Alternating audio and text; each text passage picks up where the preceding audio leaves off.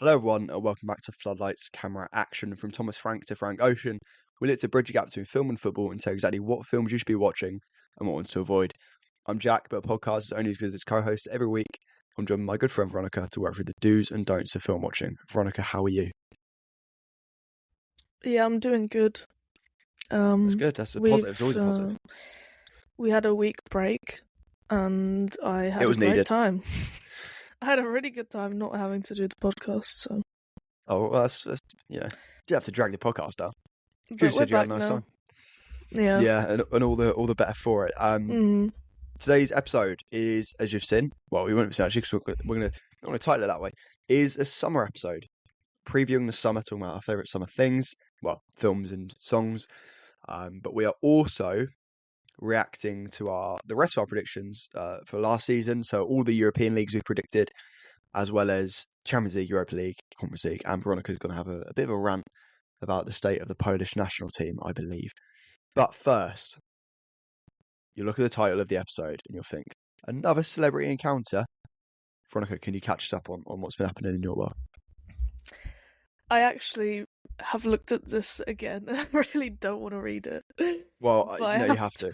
I've said some awful stuff in this podcast, so you've got to balance it out. It's only fair.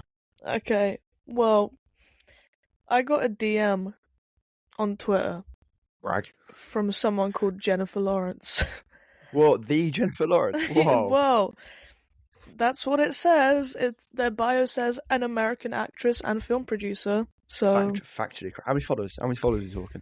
114. She's pretty low key. That could be her. You know, it might be a burner. Maybe. Well, yeah. She DM'd me, and I'm gonna read that right now.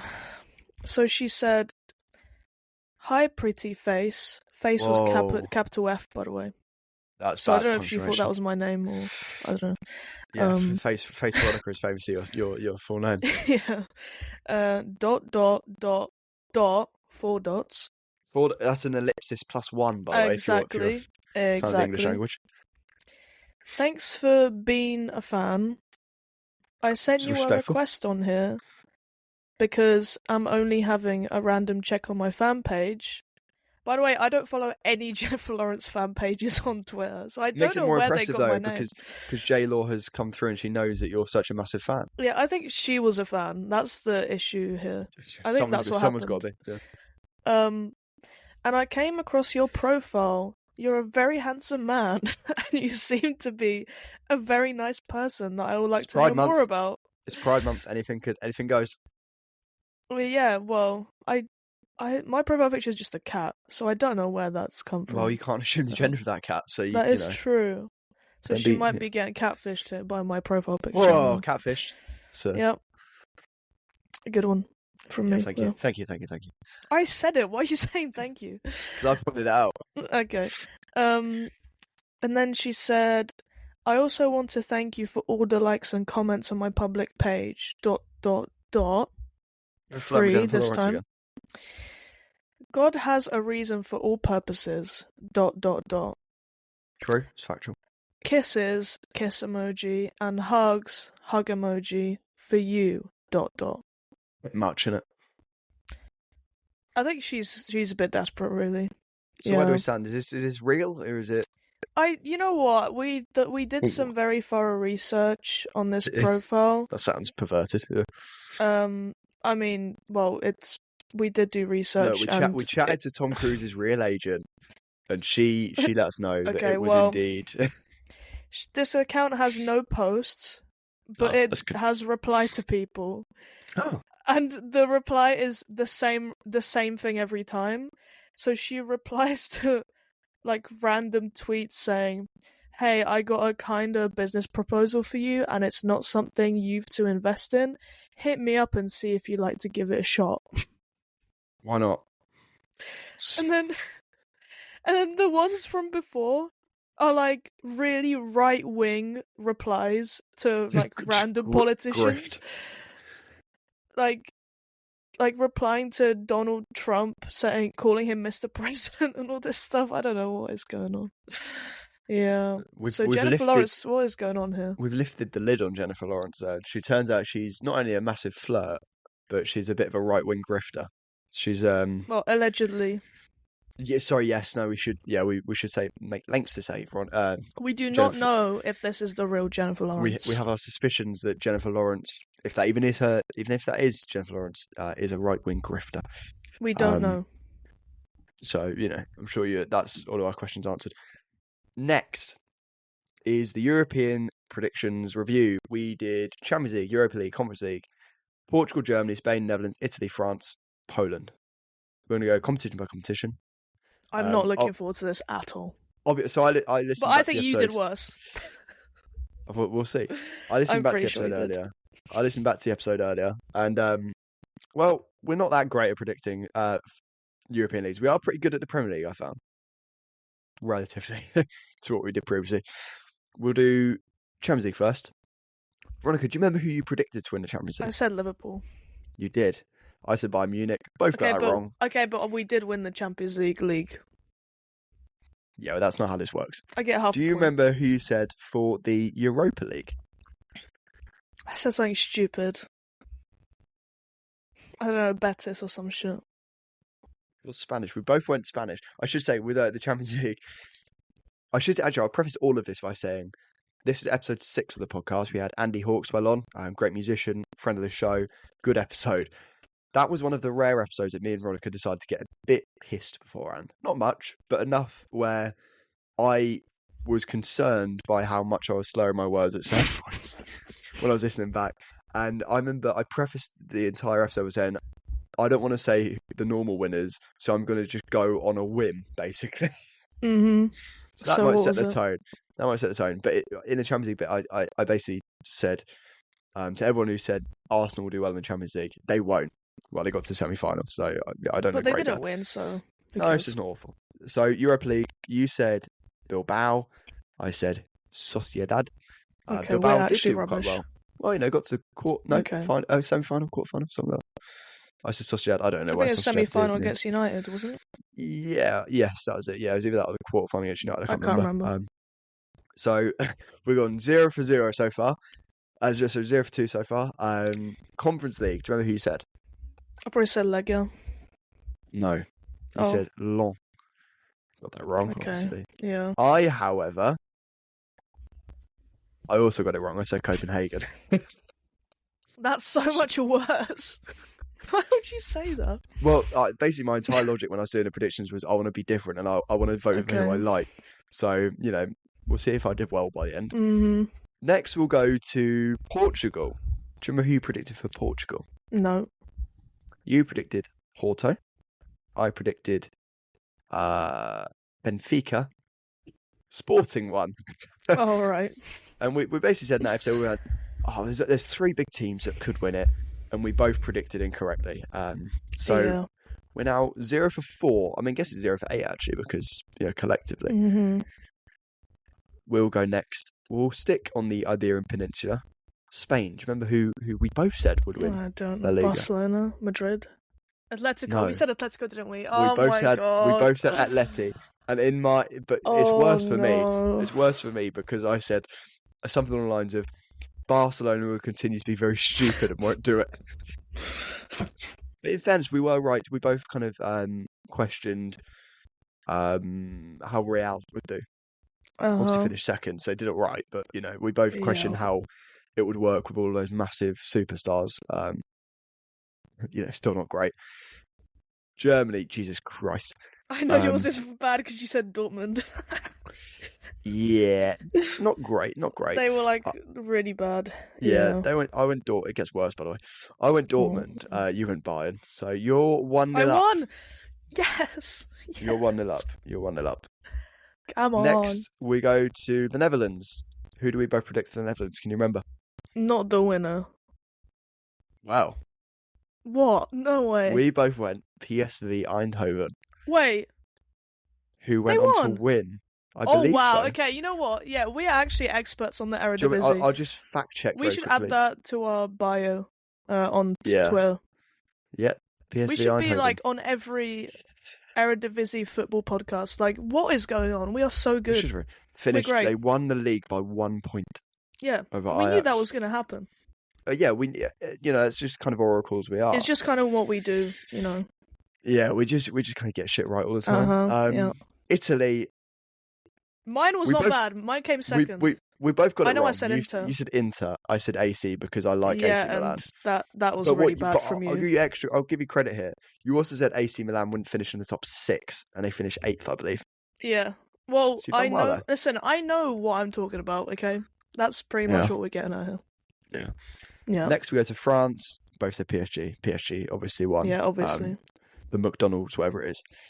Now, we come to the final. I know league. I said it. I know I got it wrong. I know I said Lega. I know. Final league. I know you got it right. Whatever. You are 3-2 up. You are 3-2 up. Yeah, I know you won. predicted Shut up. Legia Warszawa. Yeah, is that right? Fuck off. Did I say it right? Yeah. And to equalise, I correctly predicted Lech Poznan would win the. I can't remember how you say it. I'm going to say it properly. The Ekstraklasa. So I know your motherland better than you do. How does that feel? How does that feel? To be honest, I should have got an extra point for Italy because I predicted 2 things correctly. That's not how it works. No. Well, I think we did quite well, to be honest. Yeah, it's not an easy thing. No, it's who do you think has ever said PSV were going to win the league? No one said that. We were the only ones who said that. Weren't they the favourites? No. 2-1 betting odds, no. Yeah, I mean, it's a big day for us, obviously. In that we got more than one right. I think you got 3. Yeah, that was more than one. We got 3 each. That's impressive. I thought I won at first, but I realised I got it. I said one of yours was wrong, but it was actually right. So we drew 3. I thought I won at first because of the Poland point, and I was gonna lord that over you. Then you said Dortmund were gonna win the league. Yeah. For some reason I put X next to Bayern because I wanted to resent it. But I think you look back at our predictions over this year. I think we did all right. Well, not really actually, but Premier League wasn't awful. I obviously won the Premier League predictions. I would say if anyone was to win this one, I would give this one to you. It was definitely you. Yeah. But I think I do deserve some form of special credit for correctly predicting Lech Poznan to win. And am I right in saying Legia Warszawa finished like 6th? Yeah. They were really bad. That's really embarrassing for you. Do you feel embarrassed? You should do. No. You predicted AC Milan and Dortmund, who both finished like almost mid-table. I really don't know why you're so happy. Because it's just a point to lord over you because there's not many. Now, obviously, finishing the Polish league there. Moving over, we got breaking news on the state of the Polish national team. I don't know anything. All I know is that you actually don't know retired. anything about this. Well, I'm going to pretend I don't. All I know is that a certain superstar retired. So can you fill us all in, please? I'm going to give you, first of all, a summary of what happened, factually. Do it all in Polish as well, just for authenticity. No, and then I will give you some information that is allegedly true. All right, you need to really preface and then I'll give my opinion. Okay. Are you legally allowed to say it? Yeah. All right. So Poland are playing. Fair enough. I'm just gonna explain what's happening. Okay? It's all alleged. Yeah. Everything's alleged. So Poland are playing Finland right now, in like quite an important game, in the qualifiers. But no one, literally, not a single Polish football fan has been talking about the game. Because there's so much drama outside of football in the whole national team. So from the very beginning, always kicking off right? in Poland. If we start from the very beginning, what do you mean, like 1800s? Like where does the beginning start? The beginning starts before the international break. Okay, fair enough. Okay, that's where everything started. So Lewandowski said that he wasn't going to play in the international break because he needs a rest. Do we agree this is fair? I think this is fair. He's really old and he's played a lot of football this year. Yeah, but at a high level. Can I? Because I kind of zoned out for a second. These are qualifying games, yeah. Yeah, these are qualifying games, yeah. Okay, I understand that's. Okay, the first game was a friendly. This one's a qualifier, but obviously he's not playing either. I think. Yeah, I mean, I think he probably should have asked to be rested for the friendly and then play. But I think I it's just not don't think it's great. that big of a deal, to be honest. Well, do you want to qualify for this game or not, or for the whatever it is or not? Yeah, but I'm pretty sure it's like only one qualifier or like 2 max that he's gonna miss. I guess you'd say like if he's Like, declining would you to rather play, him get injured? Like, he's 35 or something. Unks is old. Is he playing for Barcelona like every week?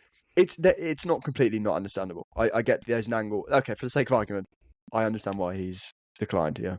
Sure. Anyway, so then like you said, pretty much.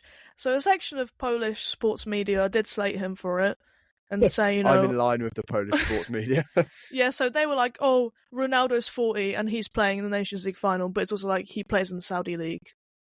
I don't think he cares about the league. He cares more about the national team. Ronaldo's still got it, by the way. I know I hate Ronaldo as a person, but like he's a proper like he probably rests himself in the Saudi League for the Portugal games. Do you know what I mean? Yeah, like, come on. You can kind of you can play it at 60% in the exactly. Like Saudi who actually Pro League, cares? is it? Yeah. So anyway, okay, like a section of the media slated him, but it was like, you know, everyone would have gotten over it, right? It wasn't like the end of the world, okay? It wouldn't have been this massive, right, if it just ended there. So the friendly match, which was the last game, it was against Moldova, I think, and it was like a retirement game for Grosicki, who, if you remember, used to play on the wing for Hull City when Jared Bowen was there. Yes, of course. And he played for Stade Rennais, and he was also pretty good there. But anyway, I know he played for West Brom, but he was shit there. But he was like really good for national team, you know, whatever appearances, goals, blah blah blah. Mm-hmm. So he was gonna get a send off in this friendly game, and apparently he was upset because Lewandowski wasn't gonna be there, like he wasn't gonna show up for this game. And then, right before the game kicks off, Lewandowski shows up at the stadium. Like last minute appearance to like support WWE. the team. Yeah. Well, no, do you know what it's like? Do you know what it's like actually? It's like when Chris Eubank Senior rocked up at the boxing. So he just shows up. He shows up wearing a t-shirt with Grosicki on it, by the way. like the actual like merch for his retirement game. That's brilliant. Which is great. And then so he's there, you know, to support the team or whatever. And apparently this is alleged. Allegedly, some of the players thought that this was a PR stunt, and they were annoyed that he took the attention away from Grosicki's retirement and from the team and the game and whatever. It's sort of fair. Yeah, it's kind of fair. Like, whatever. And like, so this isn't even the end. We carry on, okay? Jesus Christ. The drama. So then, at some point after this, the Poland manager calls Lewandowski. I think Poland just got a penalty. Alright, anyway. I don't know. Anyway, I'm going to focus on the podcast. So, at some point, the Poland manager calls Lewandowski and tells him that he's not going to be the captain anymore. And this is after that game, okay? Where this all happened. So then, like, apparently minutes after that happened, Lewandowski tweets saying he's retired from the national team unless the manager changes.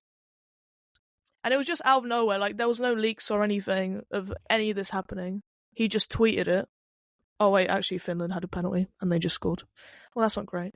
So then, yeah, so Lewandowski isn't captain anymore and he's retired from the national team because him and the manager are arguing. Oh, did you not see? Sorry, just to interrupt you. Did you not see what I put on the screen? No. Oh, anyway, I tried to say, just to ruin your story, I tried to say to keep talking so I can grab my my TV right and put the England game on, but I realised it was only in preview. So let me just get the facts right. Players thought it was a PR stunt. Players thought it was a PR stunt. It's all kicked off. He's been stripped of captaincy, and as a result, was retired from international duty. Yes. Cool. And then keep going. The manager holds a press conference where obviously everyone is like waiting to see what he's going to say. And he kind of tries to throw the players under the bus, like making it seem as if they were involved in this whole thing. Like who is the Polish manager these days? Can you remind us? Who's the? Oh God, I don't want to say it. I hate him. Wow. His Is it name is what was his name? Susan? Michał. No, I wish it was. It's Michał Probierz. You're not gonna Yes. say that. Yeah, Michał Probierz. You could call Not him a fan of Michael. you. Michael Probierz. Yeah. So he holds a conference where he basically tries to insinuate the players were involved in stripping him of the captaincy. Right. He's got no bottle. That's why he's got no bottle. Uh-huh. So, like, okay, there were rumors on Twitter, I don't know if they were true, that there was, like, an actual vote and the players actually, like, complained and they led the whole thing. Wow. But then, there was an official statement made by the Polish FA yesterday saying that the players were not involved and that the manager made this decision alone. And apparently the players pressured the Polish FA to put out an official statement saying that they were not involved in any of this, which makes it seem like they were, right? Yeah, I was going to say devil's advocate. It's like that's exactly what a guilty person would say. Yeah, they're like, guys, what the fuck? Can you please tell everyone that we were not involved? Like, okay, sure. So we're playing tonight. We're losing already, and there's this massive drama, and we're probably gonna lose. I wrote down in my script, which is exactly what's happening. And then, to be honest, the manager should be fired. I mean, he should be fired. He's stupid. He's stupid. Michał Probierz should be fired. Yeah, exactly. He should be fired. Yeah. Lewandowski purely so I don't return. have to try and pronounce his name, because it's embarrassing for all the Polish speakers who listen to us. But, like, I mean, we don't know what's going to happen. What should happen is he should be fired, Lewandowski should return and be captain. And we should get an actual good manager. In an ideal world, but that's not going to happen. In an ideal world, you lose this game so they can go, it's looking shaky. I agree. I think it's better for us to lose this game for the good of the national team. For the greater good. But I have a few extra things to say about this. So that was like my portion where I just laid out the facts, okay? Oh. Now I'm gonna go into some other things that may or may not. Okay. Some theories, but one thing that's really funny is the new captain is Zielinski, right? And then he got injured in training, so he's not even the captain today. We're hearing reports that Zielinski has also replied from retired from international duty. Yeah. So actually, Bednarek is the captain today. Oh Jesus! Don't bring him into his foul presence. He'll be playing at Fratton Park next season, maybe. Yeah. He'll be getting rattled by the violence. But this bit is alleged, okay? I just want to mention it. So there was this interview with Grosicki that I didn't listen to the whole thing. Was that allegedly an interview? Or allegedly. Let's say allegedly. Let's say allegedly for everything. So there's an interview of him on I think it was on some Polish YouTube football channel. I didn't listen to all of it, so I actually don't know if this is exactly what was said, but I read some stuff about it. Oh, good. Which is why I'm saying allegedly. And also this is kind of a little bit my opinion of what happened and why they hate each other. So, allegedly, the players who used to play for Poland in the past a lot, like Grosicki or Glick, they used to get really drunk and party at the international breaks. Okay? Allegedly. Jesus Christ. And Lewandowski, I think, does definitely come across as someone who doesn't do that. And, he's a big nerd, isn't he? He just wants to play football. I want to be professional. I want to keep my longevity going. Shut up. Okay. But anyway, he's there to play football, right? And they're there to drink. So there was probably already tension there of them seeing him as this pretentious, ego, whatever guy. It checks out. But then, and I also want to mention... It'd be a bad point, Rob Lewandowski. He probably would. Have you seen his TikTok dances? Yeah. Let's not... Yeah. So I just want to say, the manager of the Polish national team is rubbish. This is my opinion, obviously. So this isn't alleged. This is what I'm saying. He's not allegedly rubbish. He is rubbish. We cannot play football at all. The last good Polish manager was Paulo Sousa, and he's the one who made us actually start playing normal football. And then he got fired. Paulo these days? And he didn't get fired. I think he left. Paulo is currently the manager of UAE Pro League club Shabab Al Ahly. I know, but he was the one. He's got aura. Have you seen him as a player? He does. I know. I love him. I used to be the number one Paulo Sousa defender of all time. I would have run through walls for that man. Were you also the only Paulo Sousa? Yeah, probably. Well, anyway, he was the last person who actually made us play football. Okay. And then we've just been shit. And to be honest, yeah, the players look drunk half the time anyway, so I'm not surprised about any of this. Allegedly, the Polish FA president is also an alcoholic who has no idea what he's doing, and he's too much of a pussy to fire the current manager, so that's not going to happen. And that pisses me off. But that's that's just a rumour, obviously. And all of that I just think that they all get drunk together and don't give a fuck about the Polish national team. I'm just going to say it. I think the Polish FA president, the Polish manager, half the ex-players, they probably all just meet up and drink vodka and, break pieces of wood in half with axes on the weekends. I don't know what they do, but they're stupid. Can I just say? They're stupid as fuck. That's what I'm saying. If you weren't Polish, that would sound incredibly xenophobic. Well, it's just the dumbest thing I can imagine is all these Eastern European people drinking their vodka, breaking wood with axes. Yeah. They don't want to work hard. Oh, fucking hell. Veronica's going to be UKIP, hasn't she? Work. Yeah, I look at. Have you seen the picture of the videos the lumberjack people on TikTok?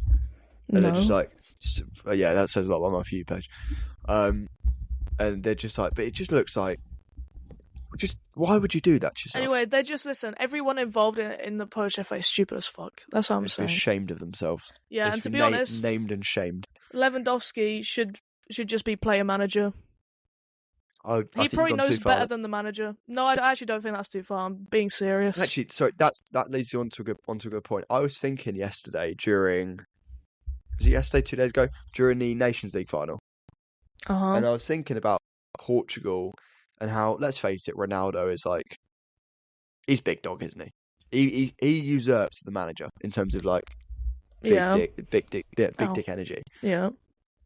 I think national teams shouldn't have managers. Yeah, because what's the point? You don't have enough time with the players. I don't watch cricket. It should just be passion merchants. That's literally all it should be.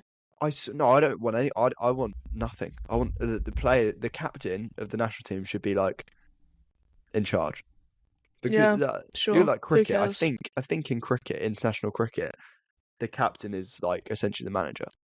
Why do we need managers? Do you know how much less toxic Twitter would be if we didn't have to the whole, should we keep Southgate? Should we let him go? True. Is he good? No, just let Harry Kane and the boys ball out. Okay, I'm anti-international manager. No, I agree. And I've just, by the way, seen a video of the Polish away fans in Finland chanting Robert Lewandowski's name and booing the manager. Yes, Mihail, whatever his name is. Probierz, yeah. Which I think shows that my side is correct. My side of the argument is correct. Also, football fans famously much prefer players to managers. So that probably. Yeah, but if this is your manager, yeah, you prefer anyone. Look at my manager dog. I'm going to jail. As the kids would say. I think it would be worse than jail. He'd get you more years than you were already going to be in for. Yeah. I sentenced you to 10 years. He'd increase your sentence. I sentenced you to 10 years. Judge, how does 20 sound? Exactly. Got to deal there, sunshine. You got to deal there, sunshine. Is that all on the state of the Polish national team? Yeah, I've also just seen Fabrizio Romano on Raya. It's a dating app. Yeah, I thought. I'll be honest. At first, I thought you meant David Raya. I was like, what? No. I mean, maybe. Have you seen a picture of him on Raya, or does that imply that you were also on Raya? No, I wasn't. No, I wasn't. Okay, let's move on. Let's move on to the second half of this episode, which is film not even film. I'd just say summer related, because it's that time of the year. The School's birds are out, tweeting. Summertime. Well, not yet. Actually, you've got another couple of weeks for that. So I don't know. I don't do that anymore. I'm too old. It's like Richard Linklater's Dazed and Confused. It's just, you can have that one, by the way, in the next segment. We're going to talk summer. We're going to talk our favourite summer films. Veronica's going to talk about a trip to Primavera Sound. And we are going to create our ultimate summer album. So lots of bits in this episode, which is always good fun. I'm going to recommend 5 summer films. Five of my favourite films that are set during the summer or evoke emotions of summer. Number 1, Snack Shack. It's a great coming-of-age comedy. 2-time FCA nominated for screenplay and they should put that on the poster, by the way, because they probably don't have anything else. I really think you should watch it, though, because it's actually quite a good film. I know, but it's a really good film. Gabriella Bell's great in it. That's good. I'm gonna rewatch it soon because someone's got to do it. Next up is actually I've got an idea for a segment that I've kind of stole from Seth's podcast. They have an ongoing feature called the Real Talk collection of the Real Talk podcast. I highly recommend it. Go listen to it. In which essentially they've got a collection of films that all the hosts have given to 5 stars. I think we should do the same. Sure, but it won't be as hard because it's only 2 of us. Yes, yeah, it's far less impressive. It's like 1 in every 10 films we watch. Yeah, if that's a striker though, that's pretty bad. But we should anyway. So this is a film me and Veronica both given 5 stars to. We've watched it. Well, I've watched it many, many times. I'm sure Veronica will do that as well. I now own it on Blu-ray, which is fun. It's Everybody Wants Some, directed by Richard Linklater. The ultimate hangout comfort movie, comedy. Glenn Powell's great. Tyler Hoechling's great. All the other people are great. Do you remember the character that keeps falling asleep? Coma. No, I've only seen it once. Yeah, well, there's a character that keeps falling asleep called Coma, and the interesting about Everybody Wants Some is that a lot of the cast aren't actors, and I was like, oh, I wonder what they're all doing. So I messaged Temple Baker, just trying to get him on the podcast. He's not seen the message, but I also looked at the guy who played Coma, a guy called Forrest Vickery, and he now just works in housing. He's like you should get him on the podcast then. So I might do. He's like a real estate broker. So that's a great film. I'm sure you're sick to death of us doing promo for that. Next up is probably, arguably, possibly the best comedy of all time, Superbad. Another great comedy. I think Summer is very evocative of coming of age films. Superbad. I don't think I need to do much PR for Superbad. Everyone loves it. We can talk about it next episode because I rewatched it on my birthday. Wow, I might revisit it soon if we're doing that. That's a great film. Next up is a film that Veronica vehemently hates. I really like. Licorice Pizza is set during 70s or 60s, I don't know. Again, another coming of age film. Cooper Hoffman's great. Alana Haim is great. Bradley Cooper is great. It's got a great soundtrack. Captures the zeitgeist well, big fan. And the last one that Veronica hasn't seen and will never see, is Wild at Heart by David Lynch. This is a raunchy road comedy / thriller with unbelievable performances from Nicolas Cage, Laura Dern, Willem Dafoe plays an insane villain. England are now 1-1 because Senegal have scored. This is a film I absolutely love. There's Nicolas Cage smokes and has sex every 5 minutes on screen, I reckon, approximately. Laura Dern is so campy and dialed up to 11. I love that film. Have you thought of any summer films whilst we've been here? Yeah, I mean, I haven't prepared, so I'm just going to say some names and maybe a few words, but it was actually this film's 1-year anniversary recently, and it's Richard Linklater's Hitman. I swear to God, if people haven't watched this film yet, please, please, please watch it. It deserved a wide release. It deserved to be top of the box office every single day, but it wasn't. And it's just incredible performances from Glenn Powell and Adria Arjona, who have the most insane chemistry I've seen in a while in a modern film, anyway. And I just feel like not enough people have seen it. I've got it on Blu-ray. I'll probably rewatch it soon. It's just such a funny, charming film. It's a comedy as well. I mean, when I think of summer, I think of comedies as well, to be honest. So it's a sexy film, which does count for something. You want that. You want to be watching that in the summer. You want something hot to match the weather. But, okay, I know that we just go on about Richard Linklater all the time, but you have to say the Before trilogy. It is. It does remind me of summer. I'll be honest. I was looking through my 5 stars list, which you can now. I've got a list on my letterbox called Greatest Films of All Time. It's all my 5 stars in one place, and I saw Before Sunrise, but I couldn't place what season it was in. I'm pretty sure they're all in the summer. They're all kind of late summer, aren't they? Is the vibe I got? Yeah. Well, midnight is like summer. Yeah. So I mean, we've talked about them so many times. It's just like a requirement to watch them. If you're anyone, absolutely anyone should watch them. I'll go with Euro Trip. I think that's one of my favourite stupid comedies ever. It's probably my favourite of like those old like dumb comedies that came out in the 2000s. I might rewatch it soon. It's Are we just saying just so question, funny. spin-off question? Uh-huh. Are we saying the 2000s is the GOAT era of comedies? Yes.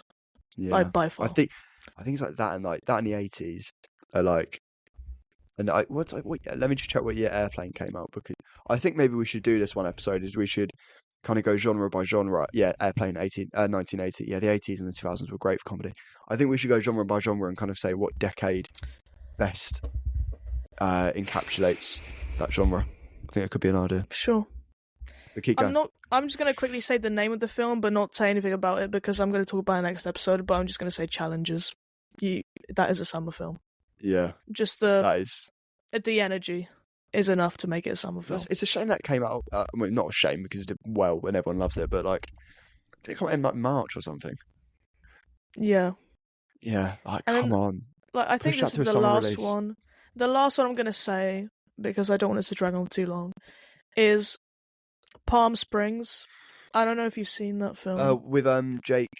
With Andy Samberg, Andy Chris Samberg, Simonotti, and J.K. Simmons. I watched that film is just years ago. That's so a good film. good. Yeah, I watched it when it came out. It's so good. That's one of the rare instances of a modern comedy. I was going to talk more on the Groundhog Day concept. Oh yeah, that's happened a lot, but this one is pretty good. Yeah, let me just have a look at some Groundhog Day.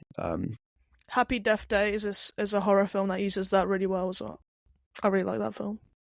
There's a lot. Another one. And Edge of Tomorrow. In the Groundhog. Edge of Tomorrow. Source Code with Jake Gyllenhaal. Jake Gyllenhaal. Source Code is really good. I remember I watched Source Code a couple of years ago. Let me have a look. Yeah, beginning of 2024. I watched Source Code and I was kind of expecting like not a mid like action film, but I didn't really know the twist. Not the twist, but the concept. Source Code, it's 90 minutes long. I highly recommend Source Code. Actually, can I say one more summer film after you're done? Of course, yeah. I was just going to say the Mamma Mia films. That is the ultimate summer film. Yeah. How can you not? Just listening to ABBA, like that is just summer. Yeah, I'd agree with that. I'm just looking through my list now, see if there's any more. Not Lawrence of Arabia. Bottoms is a summer film. I didn't like Bottoms. Okay, whatever. Listen, can I just say one thing? Every single 10 things straight I hate man. about you. Can I just say one thing? Every Every single, and I mean every single straight man who's watched Bottoms doesn't like it. This is not funny. And it's true. Well, yeah, it's not funny. You're right. Yeah. No, every single straight man just doesn't like it, and everyone who isn't that loves it. I have it at 5 stars. It's just not that funny. It is really funny. To you, yeah, but I think this is like dangerous for comedy because it's so subjective. I'd add the Nice Guys to. I'm not sure when the Nice Guys is set. I guess that's more like. No, I'd say it's a summer film. Is it? Who cares when it's set? It's about the vibes. It's about the energy. It's about the feeling. Yeah. Project X. Project. I've not seen that. Yeah. Worth it? Not worth it? No, it is. The soundtrack, but honestly, just listen to the soundtrack. It's so good. I would like to add one final summer film. Hot Milk. Okay. Alright. Hot Milk, you're not getting my PR, I'm afraid. Hangover. Yes. I'd watch that in the summer. I'd just sit there and watch the whole trilogy. I know the later films get a bad rap, but like, I think they're all pretty watchable. It's still fun. I rewatched them like last year or 2 years ago, and it was. I've not seen them in like years, but like I remember really liking. I liked all of them. To be fair, obviously they get worse, but they're all good. Yeah. Next up, we are making the Floodlights Camera Action Ultimate Summer Album. So we've got 5 songs each, and this can be any songs. It was very hard to limit myself to 5. I'll be honest. I'm not sure if you found it difficult as well. Yeah, I did, but I did listen back to them a few times just to make sure they were saying summer, and they are saying summer. I've got a summer playlist, and it was hard to whittle that down to 5. We'll go one at a time. I tried also not to put like the same thing 5 times. I tried to make them different as well. Yeah, that's fair. You can go first. You go for your first one. What we added? If we find time, might put this into a Spotify playlist for the people. Probably Maybe. not, but we could do. Okay, the first one is one that everyone's gonna know, but there has to be a Charli XCX song on the summer playlist. I think everyone knows that. And my pick is the remix of Talk Talk. Oh, with Troye Sivan. Uh-huh. That's the superior version as well. Talk to me in French, talk to me in Spanish. We're going to get the whole version. That's a really good pick. That's it's so good. I mean, I put the whole Brat album and the remix album, but we can't do that. That's not to limit the listenership of Brat, but as a straight white man from a working class background, I'll be honest. I've got a spot of an Apple Music playlist that is essentially the ultimate version of Brat, and I've gone through and I've picked if I prefer the original or the remix. And Talk Talk is definitely one where I prefer the remix. It's just I think they're both great, but yeah. Did you know Dua Lipa does the Spanish and French bits? Fun fact. That is a fun fact actually, because everyone loves Dua Lipa.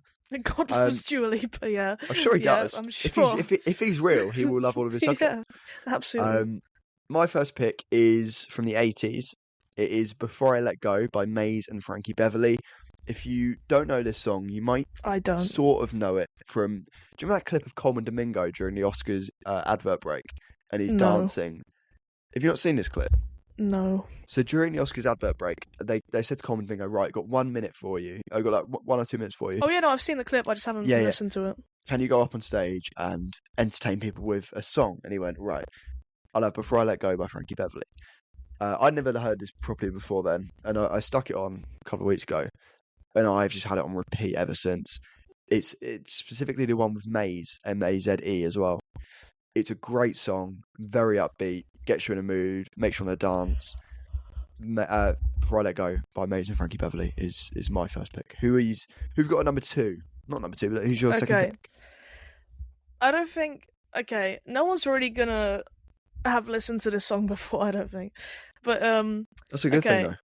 Yeah, it's by a German duo. They make like dance music. They represented Germany in Eurovision this year. Oh, I don't know if you watched Eurovision, but no, don't degrade this fair podcast with Eurovision. I love Eurovision. What the fuck? Okay, that makes a lot of sense. But they had, I think they had my favorite song in Eurovision this year. So I went to listen to their album, and it's so good. Like, it's actually so good. And they're called Abor and Tinna. So Abor and Tynna. And they're siblings. And the song that I picked is called Tan Lines. But they have so many good songs on that album. And I listen to them in the car all the time. Abor and Tinna. Abor and Tan Tinna. Lines. Yeah, Tan Lines.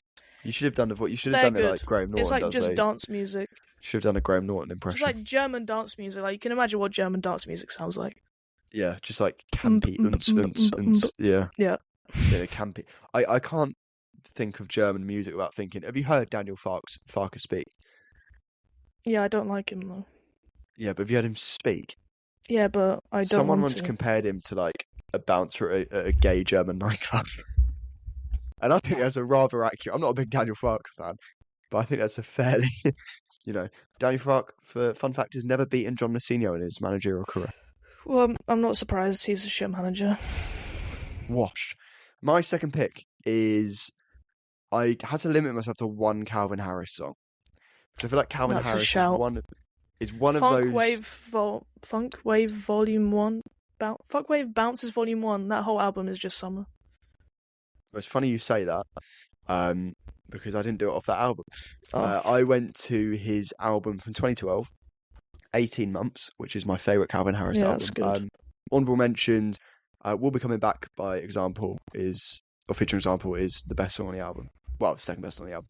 But my pick is Bounce featuring Khalees by Calvin Harris. Just another song that gets you moving, lifts you up, it's summery. Calvin Harris is probably the ultimate summer artist, you'd argue. Like, it's stuff with Dua Lipa. his stuff with Frank Ocean. Like, he's just the guy. So Bounce by Calvin Harris featuring Khalees is my second pick. Who have you gone? Is it your third or your second or your Third. third? I don't know. Third. It's third, and I'm going away from the dance music. I'm Good, straying. got to change it up. Yeah, because I am changing it up. And I don't know if you listen to Bleachers, but I really like Bleachers. Jack Antonoff is the lead singer of that group.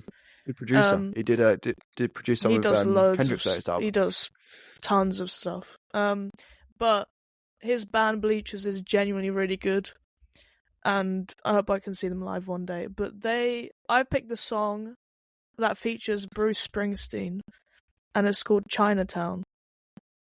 And like listening to it, you can just imagine like there's a film link in there as well. Being on a beach somewhere listening to it. Like, it's just such a, I don't know, like, calming presence, this song. Like, you can just imagine a sunset or a sunrise listening to this song. And that's why it reminds me of summer. It's just, I don't know. It's great. I can see why he's with Margaret Qualley, because the music is good. Yeah, power couple, you'd argue. Yeah. My third pick is by Example. I think Example's. I've always loved Example's music. I loved his house stuff. I loved his more poppy stuff. He did an album in like 2020, 2021. I can't remember its name. Didn't get the best reception, but I really like it. But my pick is from one of his earlier albums, potentially his first album. I can't remember. It's called "Watch the Sun Come Up." It's a song about you're on holiday and you meet a girl and you got to go, but you just want one more night with her. Before Trilogy. Yes. Yeah. Oh no. Example, starring in the fourth film, Watch the Sun Come Up. Before the Sun Come Up. No. It's a great song. I'd really recommend it. Again, most of my picks, apart from, well, they all kind of get you moving, get you grooving. That's not what I went with. I'm surprised that you've just gone with dance music. Well, before it goes a bit funky, Bounce and Watch Sun Come Up are kind of poppy or kind of dance music-y. What's your fourth pick? I think what I will say is I think we've got a good balance here. I think we need some to slow it down, some to speed it up. I think we're looking good so far. I'm surprised like you haven't gone for a country song. Well, I was expecting you to. Hold your horses there, Veronica. Okay, hold your horses. All right, okay. So actually, 3 of my 5 picks are artists that I saw at Primavera, so it's probably recency bias, but... Have you gone for a Fontaine song? Because I haven't. No, I haven't. Bug would be mine if I was doing Fontaine's. But anyway, we're not doing that. Next, my 4th pick is a Chapel Roan song that I've been listening to it more now that I've seen it live, because the crowd, like hearing some songs with a crowd just makes you like them more. And hearing them live. So I've picked Naked in Manhattan. I've not listened to that one loads. I've listened to it a few times, but... So she goes, touch me, baby, touch me, touch me, touch me, touch me.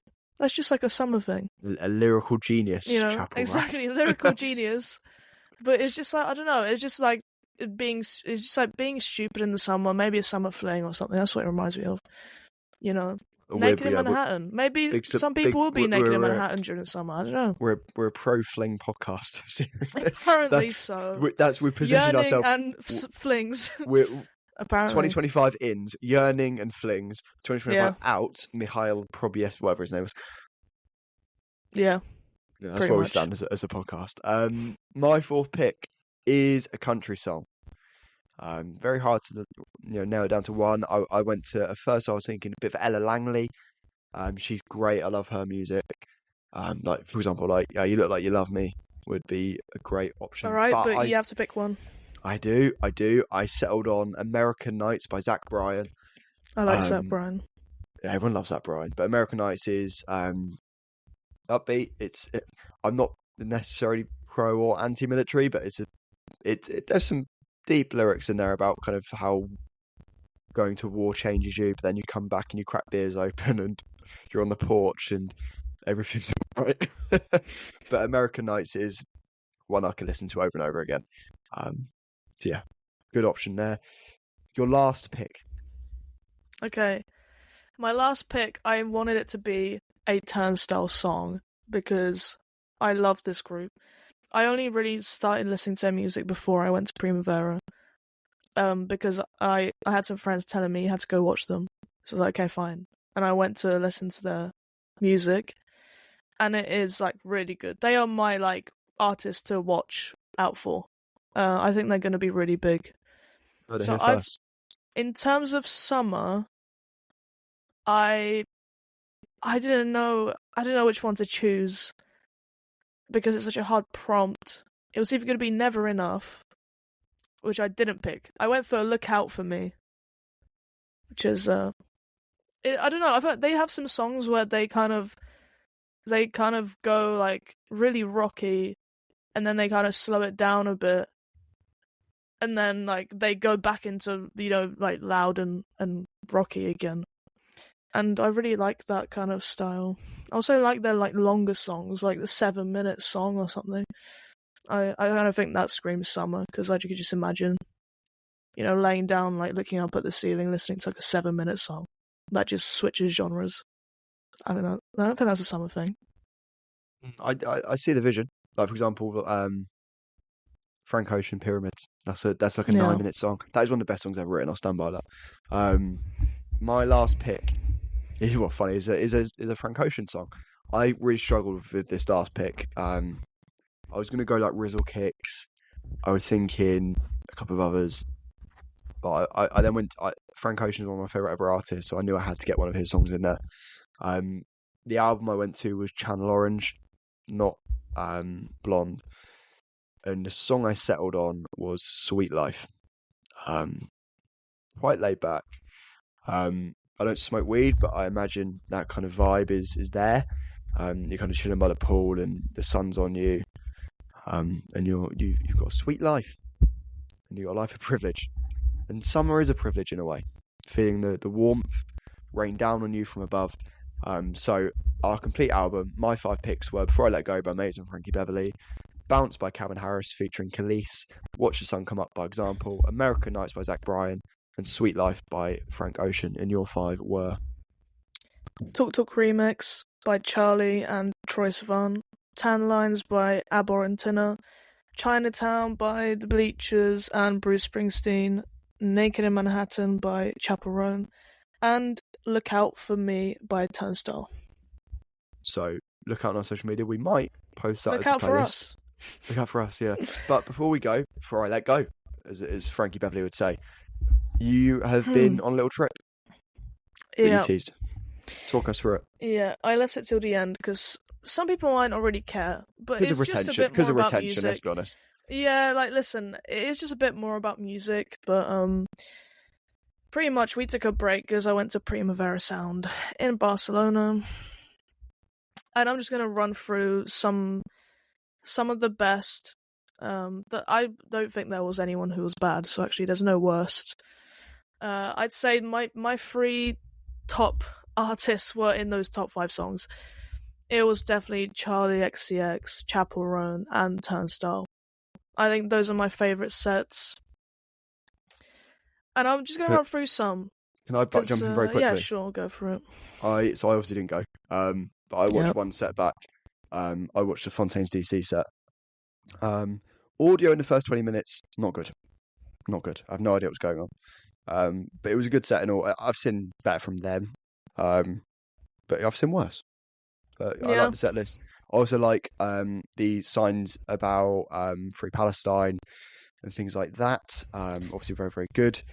There were actually a lot of Palestine flags, just put up by the organisers. It wasn't even like just people. It was like the festival was very much pro-Palestine. I watched the set on YouTube. Someone ripped it from Amazon Prime, I think it was on originally. Yeah, and you could tell the poor fucking what do you call it, like TV director was trying their best to cut away from the behind flags, but the poor bastard just couldn't do it. And in the end, I think they just gave up and just started showing it. Obviously, I don't condone not showing that, but I do find it somewhat amusing when they are so pressed to try and cut away from it. It's like when the Liverpool admin on Twitter just posts pictures that have like Trent's face covered by like the ribbons or like a LFC flag at the parade. Yeah, it's impressive. It's impressive work in a sense. It's also awful, but no. That's actually made me appreciate Nabokov more. Their song Nabokov from Skinny Fear, very good song. But no, you carry on. I interrupted you there. Yep. Apologies for that. No, it's fine. We need to get this podcast a little bit longer, so you can interrupt. Oh, thanks. Yeah, thank you. Yeah. No, so I'll speak a bit about a few of the sets. So like the Chapel Roan set, oh my god. Like, it was incredible. She is incredible live. It had the best crowd out of any set I watched. It had the loudest crowd, and everyone knew the words to every song. And we were quite close to the front, considering how busy it was. I think I read somewhere there was 290,000 people at Primavera this year. Just a few. And I'm pretty sure most of them were at Chapel set. What were you saying? That would make sense. No, I was just saying, just a few people then, just a handful. Oh yeah, it's really weird because you don't feel it because you're in it, and then you watch back like drone shots and you're like, holy fuck, there were so many people around me, which is kind of scary actually. But yeah, the crowd was really loud. It drowned her out at times, which was crazy considering, like I said, we were quite near the front, so the speakers were near us, and the crowd was just singing so loud we could barely hear her sometimes. And actually, I almost cried when everyone sang Pink Pony Club, because you just could not hear Chapel at all. Like, it was actually quite emotional. I don't know what it is about, like, being in a group of that many people and everyone knowing the words to a specific song and singing them like that. It is quite an emotional thing, like a thing where humans are doing something together. Right? I don't know. The shared, as Tom Cruise would say, it's a shared experience. A human connection. Yeah. People yearn for community and doing things together. That is true. There are a few songs that I didn't know, I'm not gonna lie. Because I haven't been like the biggest Chapel Roan fan. And I still haven't listened to like every song. So I didn't know all of them. And there was one song hits. Yeah, I knew the hits. There was one song she sang called like The Subway or something, and I wanted to add it to my playlist, and it's not on Spotify. So she just hasn't released a song, but she sings it at like every festival. It not really annoys me. I've been really annoyed by. So I really loved Sam Fender's recent album, and a clip's gone viral of him. He's on a stadium tour at the moment, and he did a duet of Rain Me In with, I think her name was like Olivia Reed or something. I'll have to double check. But the original song is Olivia Dean is just him.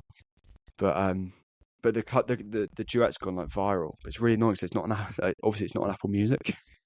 Yeah. I just want to listen to this duet because it's so perfect. But like you get a lot of that where it's like Frank Ocean, funny enough, like his album Nostalgia Ultra, where it's sampled illegally sampled a lot of tracks, isn't available anywhere because of copyright. You've got to get it on like YouTube or SoundCloud. It's like, I don't want to do that. Just let me listen to it on Apple Music. Yeah. So if Chapel is listening, can you release a song, please? It's kind of annoying. Like the songs that I think like I like more now that I've seen with a crowd. I already said Naked in Manhattan, and also After Midnight, because they're both like really fun songs that like you could just tell everyone around is having fun, you know, and that's just what makes the song better. Singing and I wasn't singing because I didn't know the words, but you know, everyone else singing it and the crowd having fun just made me like the songs more. So yeah, Chapel was definitely up there. I think out of the three headliners, God, that is so hard to pick between because Charlie was really like, but you can't compare Charlie to anyone else because with Charlie it's like it's not about the singing or like the dancing. That's lucky, isn't it? Like it's not about the singing or the dancing or it's the anything. Experience. No, it's not even about the experience. It's just it's the cocaine, isn't it? Let's be honest. Listen, allegedly. Listen, she could literally like go on stage and just stand there and I'd still love it. Like, I'd still be like, wow, she's a genius. Like, she's amazing. She could just sit there and like read out her Letterboxd reviews on stage, and I'd still be like, wow, that was incredible. Like, or do it on the podcast, Charlie. Yeah, exactly. But like, okay, so you can't really compare Charlie to anyone else. But if I had to pick between Chaperone, Charlie XCX, and Sabrina Carpenter, like, who was the best? I think Chaperone takes it. And I wasn't expecting that. I actually thought I'd like her the least. So, fair play. If you're listening, Chapel, fair play. Which, actually, speaking of Chaperone, so I want to talk a bit about the Charlie set. I'll give you a bit of an anecdote from the crowd. But, Chaperone did the apple dance during Charlie's set. And, like, this is when I realised how popular Chaperone was. Because when she came up on, like, the screens, everyone started screaming so loudly. Can I give a controversial opinion? Yeah. I don't love the original of that song. Yeah, I don't either. I really like the remix. I actually don't really like Apple as a song. Yeah. The dance annoys me as well. I can't even do the dance. I'll be honest. I'm very anti TikTok dance, so that does have a bias. But then every single person did Hot to Go, the dance. Yeah, I do. When I'm in Pop World, I do that. Hot to Go. Yeah, I do Hot to Go in Pop World. Like, we're all dancing here. Exactly. But yeah, so she was there doing the Apple dance during Charlie's set, and everyone just went insane. And that's when I was like, holy shit, I didn't realize Chaperone was this famous or like popular. I don't know. I thought maybe in America. I don't know in Europe, but whatever. Anyway, rest of Charlie's set. I'll tell you the story about the crowd, okay? The crowd was interesting, to say the least. It's like what you'd imagine a Charlie XCX crowd would be like. Just cokeheads and goths? No. It was just chaos. Like, it was just loads of gay people and chaos. That's what it was. So I'll tell you the story, which is going to sum up what the crowd was probably like everywhere else as well. So there was this shirtless gay guy who was standing in front of us. I was going to say, I don't really like Charlie XCX fans, but you've just said basically all those are gay guys, and that sounds like I've gone. Actually, on Pride Month once, I just hate gay people. Right. Maybe we shouldn't do TikTok clips. Yeah, we won't clip this bit. But anyway, so there was this guy, and he was standing in front of us, and then during the set, he just started offering us poppers and like alcohol, and we're like, no, like, and we're okay. We said no. You're we said like the Polish national team, are you? No, I'm like Lewandowski. So we said no, and then there was this girl who was like walking past us trying to get through, and she was holding some guy's hand who was maybe her boyfriend or like her best friend or whatever. And or just in a K-hole. I don't know. But anyway, so the shirtless guy stops her, and he says, "Wait, I recognize you from somewhere. Do you have an OnlyFans?" And then is it Bonnie Blue? No. Oh. She just like looked at him in like disgust, and she's like, "What the fuck?" And then how did you know? But this isn't the end of the story. So then the guy she was like holding hands with, trying to walk past, starts kissing the shirtless guy, and then they just walk off. It's like, what? Like, it was like a fever dream. Like, what was actually going on in that crowd? I have no idea. Like, it was just chaos. I can have a pretty good guess. Oh yeah. There was a lot of that as well. Yeah. But that just kind of sums it up pretty much. It was like, what is actually going on? And then there was just like a party in the background, pretty much. But it was Charlie XCX and it was Troye Sivan, because they were doing the Sweat Tour show, which is like 2.5 hours, by the way. I don't know what that means. What does that mean? Everyone was sweating the whole time in the crowd. So, yeah. Right. It did live up to the name. And, okay, I'm going to say something, right? Troye Sivan, he has a few good songs, yeah? Like, we all know Rush. We all know that one song they used in Anyone But You. Yeah, we all know we Rush. all know that. Yeah, well, we all know Troye Sivan. If you listen to it, if you listen to Rush, you would know the song. You would. Can I be honest? Can I be honest? Outside of Talk.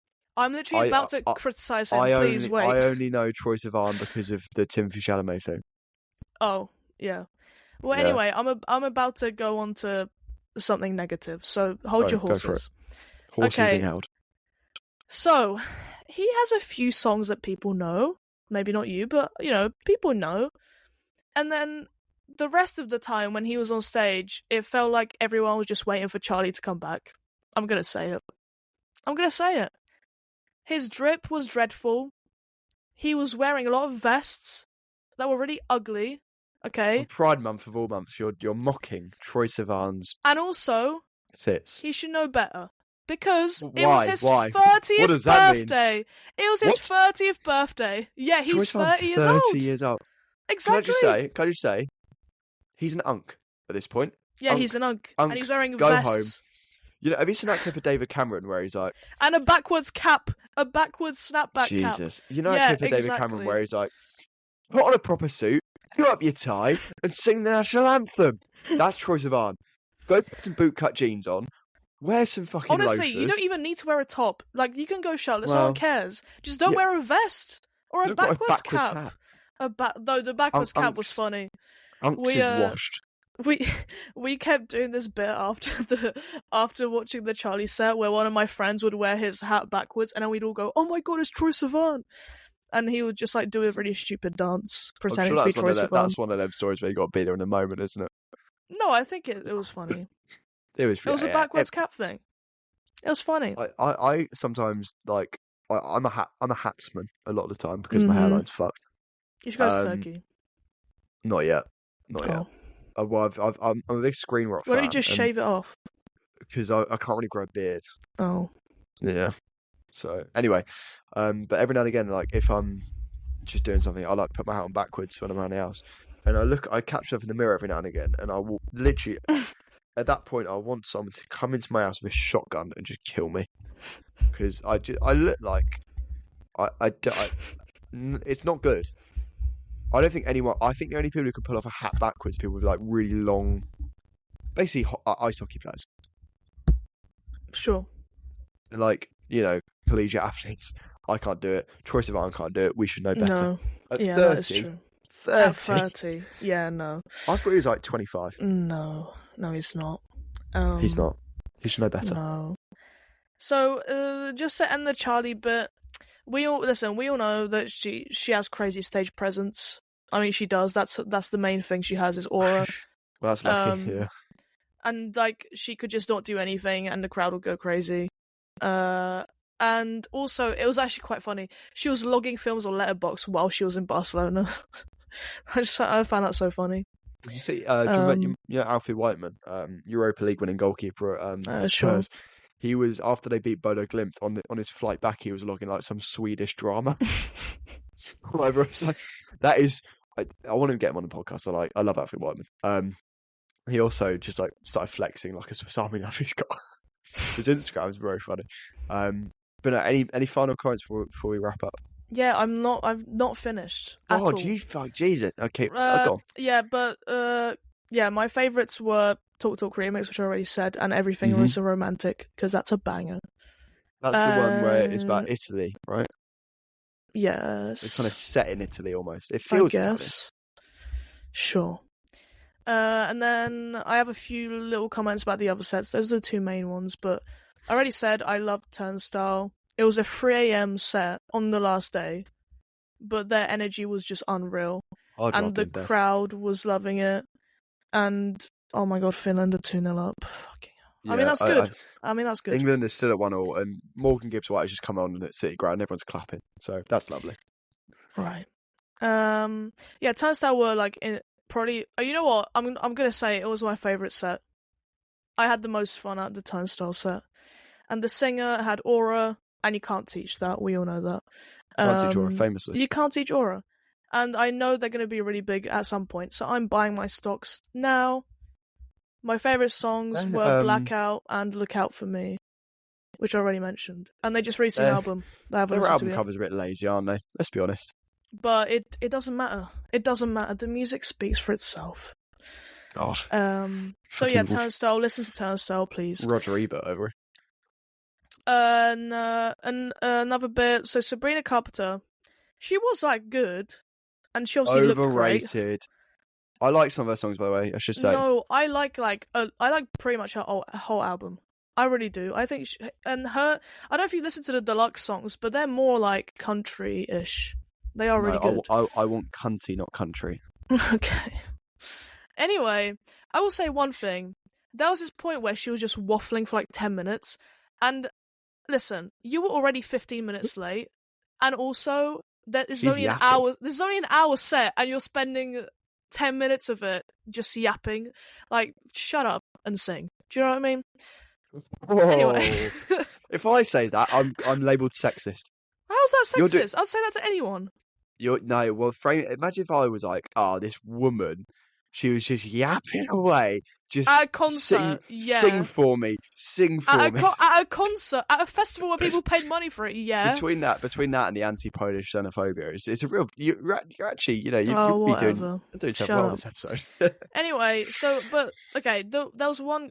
Okay, no, I did like when she did sing. The music was good. I don't know if she was singing live. I think she was, but I think part of it was. There was a backing track and she was adding to it.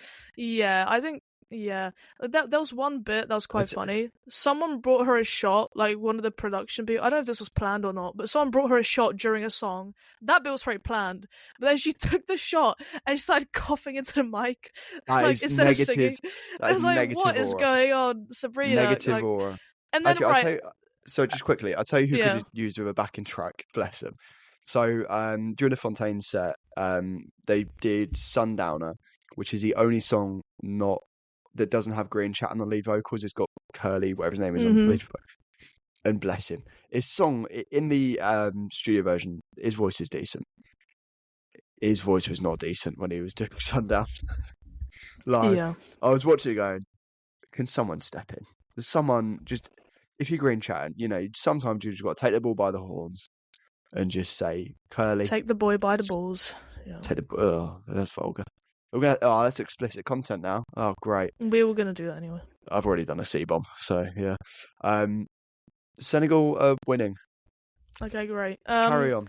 Anyway, so, and two other things that were disappointing from Sabrina were the fact that her Juno position was not fun. I saw this. Mate, a lot of boyfriends weren't happy. I was not happy. What the hell? Like, she's holding 2 t-shirt guns and shooting them. Like, okay, like, I get it, but also be cute with it. Don't do that. Listen, it's Pride Month. Like, we wanted scissoring. Do you know what I mean?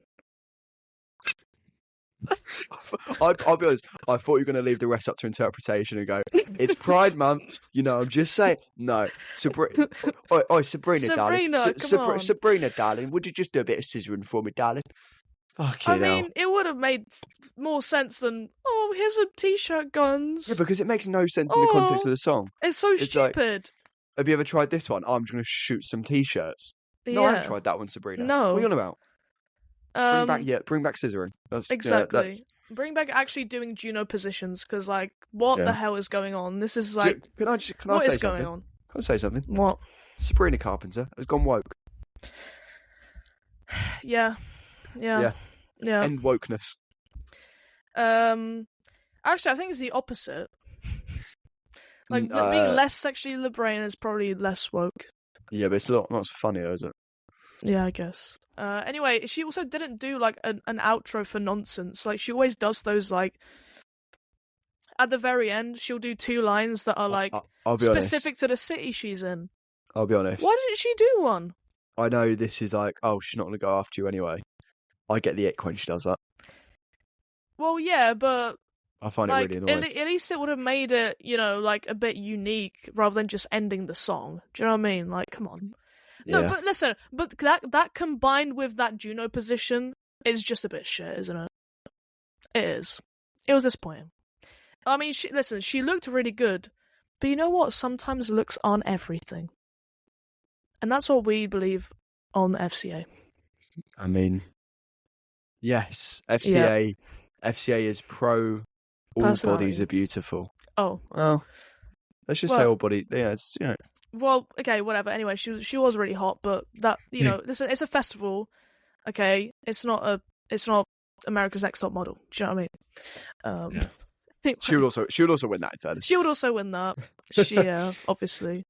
But that's not what I was there for. I was there for the music. Right, anyway. You did. Okay. You did 2 minutes ago. You said you were annoyed because you didn't start scissoring. Well, yeah, I'm because only she there did for- t-shirt guns. I'm there That's for part music. of the performance. That is part of the performance. Listen here, officer. I came here for music and Listen. scissoring, and I'm all out of music. Yeah, exactly. All right. Anyway, moving on. So actually, I want to mention this because It's a 20 really minutes Primavera segment. yeah, I'm gonna carry on because I want to get through it. Keep going. I think it's good. I think it's interesting. Right, whatever. So okay, we were leaving. I think Charlie's set, and we were walking past the Amazon Music stage, and there was this duo. I don't know if you've heard of them. They're called Brutalismus 3000. Have you heard of them before? Do you think I've heard of the duo Brutalismus 2000? Whatever it is. No. 3000. Okay. Right, another 1,000, is it? Well, anyway, so we were walking past it, and we were like, what the hell is this? This sounds amazing. And it was. We were there for an hour just going crazy. So it's a German, like, techno electronic music duo. It's just like, imagine yourself in Berlin at a rave. That is pretty much what the music is. It's like what I mentioned before times 1,000. It's like so much more German rave music than the last bit. It's like it just goes when I think crazy. of German music, I think of, you remember in After Hours there's the German nightclub, and it's just mental. Yeah, probably. But after 12 hours of traveling that day, by the way, that actually kept me awake past like 4 a.m. That's how energizing and insane that music was. And if anyone wants to listen to them, which I do recommend, well, they were doing some remixes, like they were remixing like Scooter and stuff, and it was so fun. But they also had their own songs. So the two that I liked were Romantica and Europa Trauma. And the girl who sings, she sings through like a mic filter. I don't know how to explain it, but it's like, you know, like those old radio mics where it's kind of like, I don't know, like your voice is behind a. I don't know. I mean, it's just a mic filter, right? I can't help you with this one. I don't know how to explain it, right? Just listen to the music. I'll be honest, Veronica, you get what I mean. You're on your own here. Right, whatever. So that, yeah, I like them. And then I don't know if you've heard about it. Probably you have because you saw it on my Instagram story. But there was a secret Tame Impala DJ set, and we got in and we were there and we listened to it. And the sun was setting at the same time as he was playing. And God, it was good vibes, man. It was good vibes. It's all downhill from here. And there was a queue going all around the stage of people trying to get in because it was like a really small, like closed security area. So we got really lucky that we were there, but we went 2 hours early. So, yeah. Just quickly, so other people we saw, like Jamie XX, LCD Sound System, Fontaines DC, Beach House, Black Country New Road, The Dare, who I didn't like. Is he the guy who wears sunglasses? DJs. Yes. Yeah, I don't really like his music, to be honest. Has he got more than one song? Yeah, but I don't like them. We were only there for like 10 minutes, and then we left. Fair enough. Yeah, that's pretty much everything. I'm done with that segment now, even though you didn't like it. Well, I actually really like that segment. Sure. So, I did. I thought there's a lot of riff in there. Even though they're still losing. So we're both losing 2-1. That's great. Yeah, that's us. That's an episode. This might be the last ever episode. Because we're going to an interactive. The last ever. Oh, if we die, we're going to an interactive experience tomorrow at Deptford Storehouse. Tomorrow being the 11th of June. I'm not sure when this comes up. When else we asked to edit it. But you know, we could die at that experience. So this could be the last ever one. So no pressure. That's us though. That's us for an episode. Back next week if we don't die. Hopefully, might have a guest. Who knows? Links in the description. Email will be in the description as well. Veronica, thank you. Yeah, sure. Yep, Accepted. You're welcome. Until next time, keep watching and keep consuming.